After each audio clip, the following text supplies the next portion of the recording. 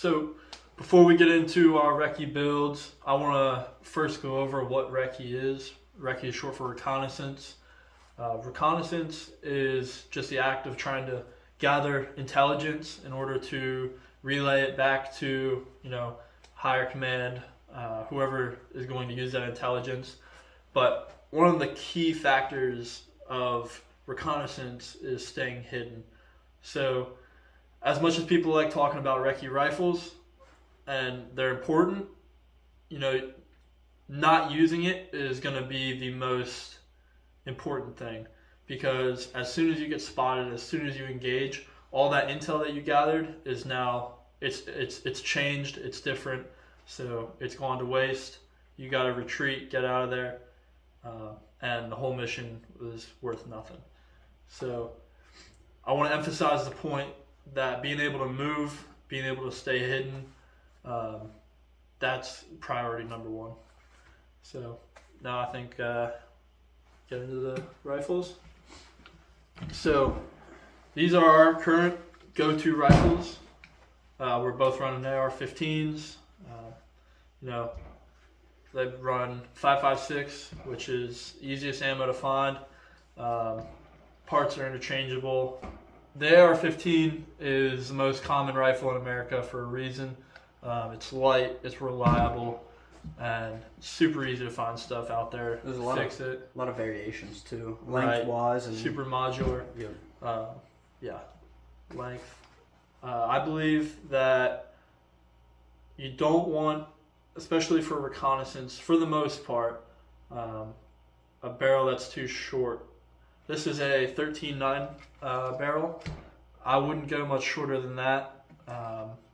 You do still have lots of accuracy. There's a Criterion core barrel, but most of the time your reconnaissance is going to be out in mountainous terrain, out in the woods. You can do reconnaissance in urban areas, and 10.5, 11.5 might be better in those scenarios. But for the most part, especially when people think of Recce, they're thinking of being out in the woods, being out in the mountains. So you want something that can reach out, cover longer distances. And unfortunately 5.56 just doesn't have that much knockdown power. Velocity is what makes it effective. So being able to retain some velocity is important. What you're running a 16-inch? Yeah, I have just a standard 16-inch M400 tread, 6 hour. Everything bolt, everything barrel is all standard, but a lot of stuff I changed out, a bunch of new parts, other than the trigger as well. That's just mil-spec trigger. I want to change it out soon, because I think having a good trigger is better for more accurate shooting if it's a longer distance shot. For sure. Triggers make a huge impact. This is the American Defense Manufacturing UIC Mod 2. It's got full ambidextrous controls. It's full billet. But like I said before, it's got a Criterion core barrel, which was important to me. I wanted something that was accurate, even with, like I said, a 13.9-inch barrel. So it's not that long, a little bit shorter than a common 14.5. It is pin and welded, so I don't have a brace on here. NDing, that's why you need light covers.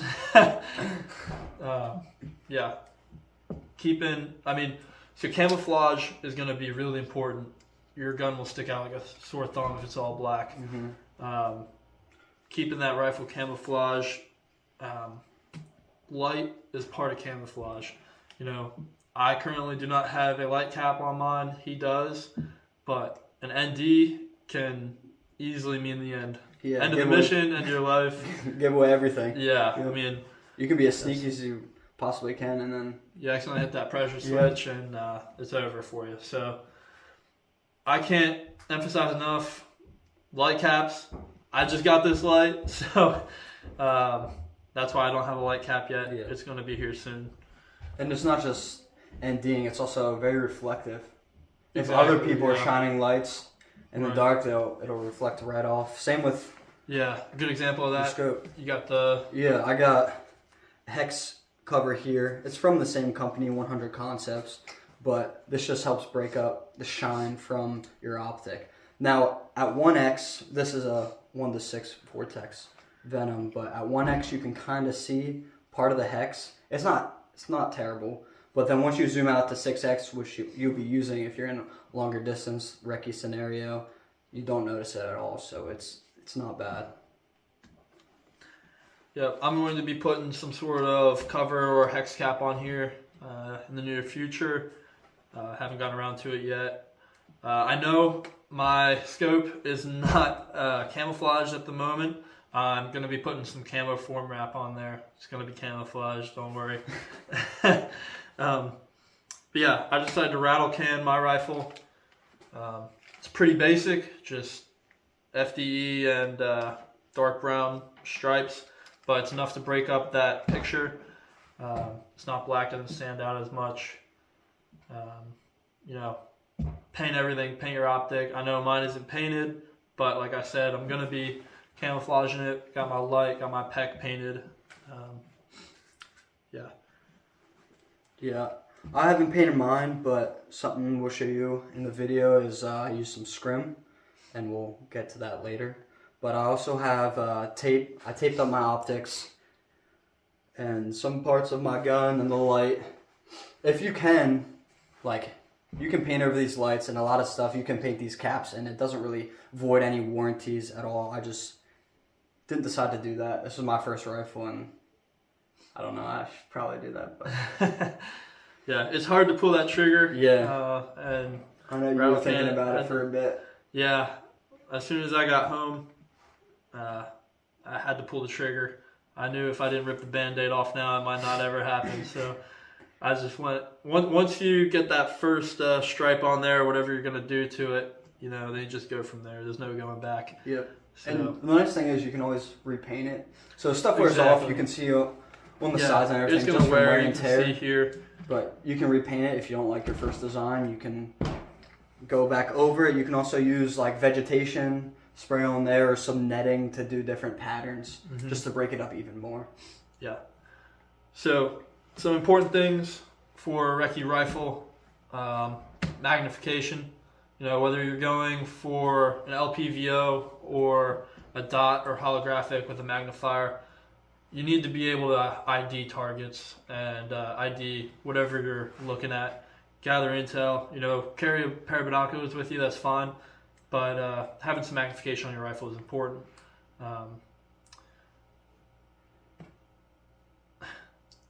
Okay. I think everyone should have a light on your rifle. Having a light is super important, whether you're outside, whether you're indoors, doesn't matter.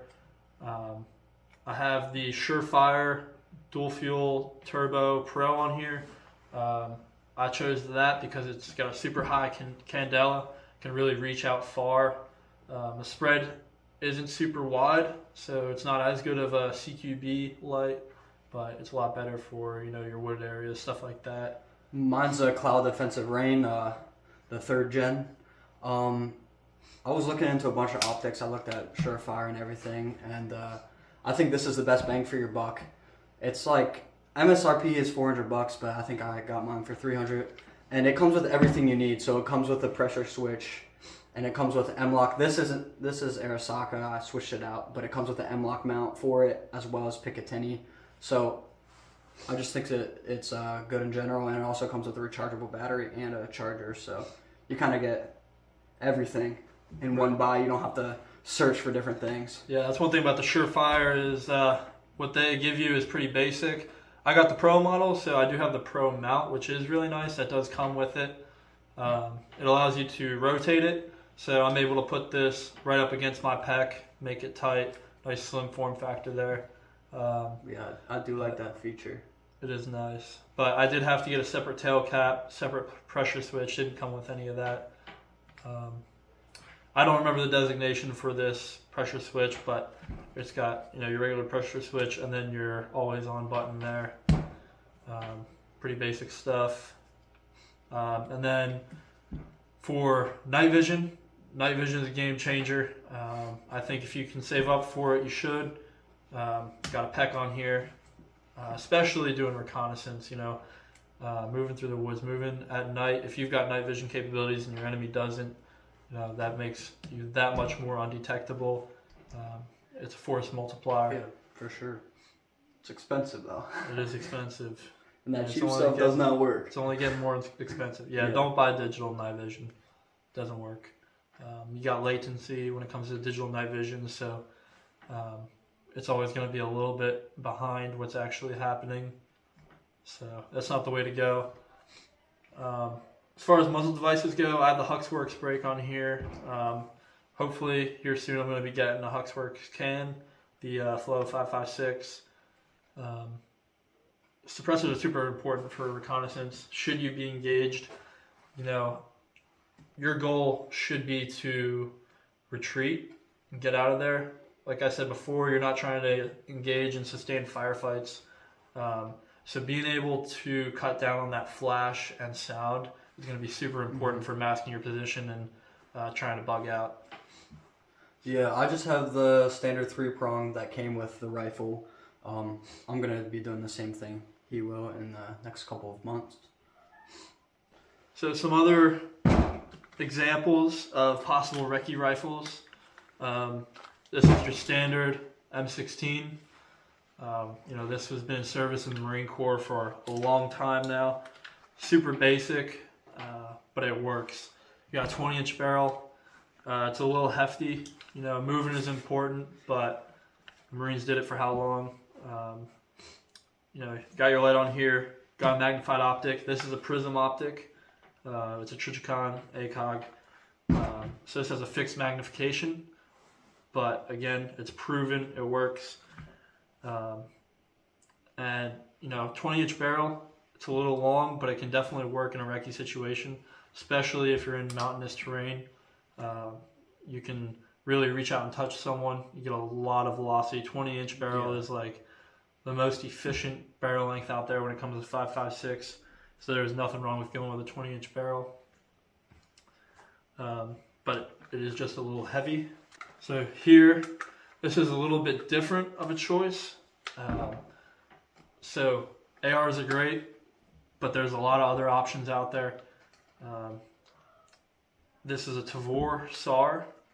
It's got light built into the handguard here. Still got your LPVO. This is on a Unity riser. But again, still shoots 5.56, uses AR mags. Look how small it is.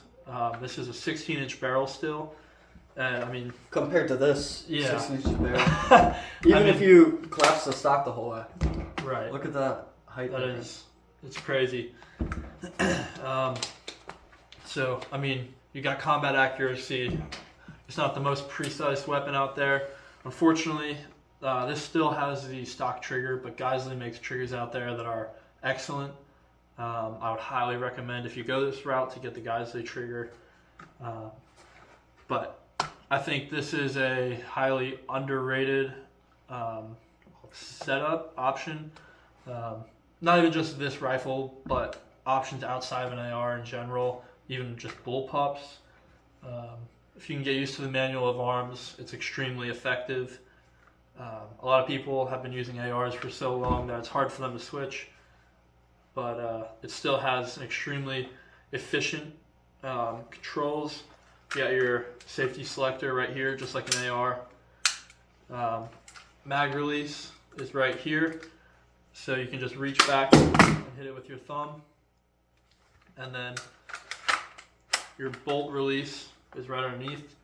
So as soon as you load a new mag, you just hit it and you're set. Charging handle is up front. I prefer that over an AR charging handle. This is a piston driven system, so it's going to be a little bit more efficient or more reliable than an AR. Especially in the cold weather, really grabbing that charging handle, especially if you have just a stock charging handle. It's a pain, especially with gloves or big gloves. For sure. This does have an aftermarket Manticore arms rail on here, so this allows you to get a little bit more of a C-clamp grip underneath the rail. Gives you a little bit better cheek weld, at least personally for me. Gets it higher up because that way you're not hitting your ear pro off the stock, since the stock doesn't drop down at all like an AR, especially on LPVO. Yeah, that's about it. And that you could use that in any scenario, really. Since it's so short, you don't got to worry about switching out a rifle for going in buildings and. Right, for CQB, I mean, this is a great option, Especially if you have a red dot on top. Exactly. I mean, this is shorter than a 10.3 Mark 18, and you got a 16-inch barrel here. So again, I think if you can get used to that manual of arms, this is an excellent option. But whatever you use, if you train with it, it doesn't matter what you're using as long as it works and it runs. If you train with it, you'll be effective. You gotta train.